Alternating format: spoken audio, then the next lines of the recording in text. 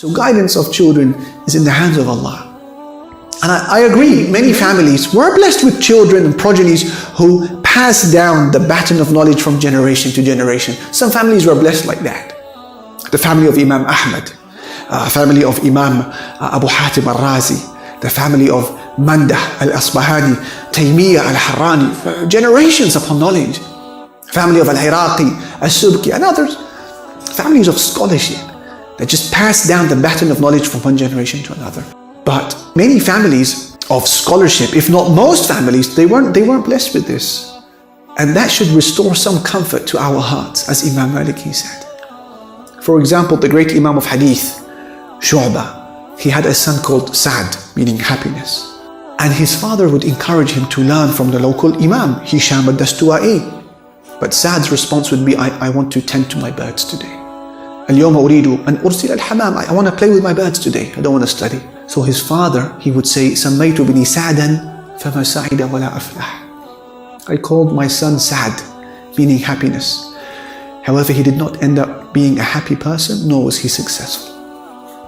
Reality of life, you can't pass down khair and goodness like inheritance, as Imam Maliki said. Another example is the great scholar of Hadith, Al-A'mash, who had a son, but subhanAllah, he wasn't as bright as his father.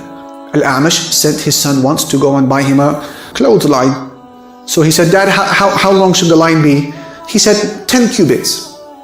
And then his son said to him, how wide should the line be? So his father said, it should be as wide as my calamity is with you. That's how wide it should be. في عرض مصيبتي فيك. It should be as wide as my calamity is with you. Subhanallah. What can you do? It's in the hands of Allah. And Imam Ibn al-Jawzi, we've quoted him many times in the series.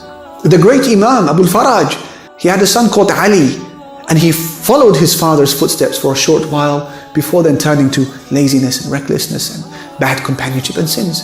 And he began to speak ill of his dad. And his father said, I make dua against Ali every single morning during my Fajr prayer. La hawla wa la quwwata. What can you do? This is life.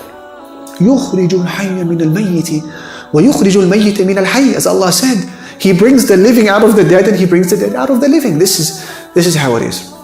Having said that, this does not absolve the parent, right, from making every effort and to use every technique out there to raise righteous children, to protect them, and to create reformers even.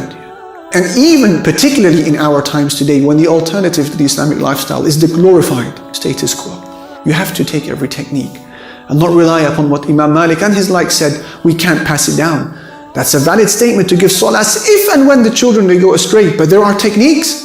For example, take note of these. To befriend your child. Befriend him, befriend her. So that you are their first port of call as a parent, not friends. Number two, by tasking them with empowering duties which nurtures their confidence and self-esteem. Number three, by leading a life of worship yourself as a parent and high aspirations and planning, because Allah protects children by virtue of the goodness of their parents. Generally speaking, that is the rule. Another technique, a nightly 15-minute Islamic story that will shape the identity of your child, especially if they are still young. The power of this technique, number four, it cannot be overemphasized. Number five, by dedicating daily dua for your children that you never miss.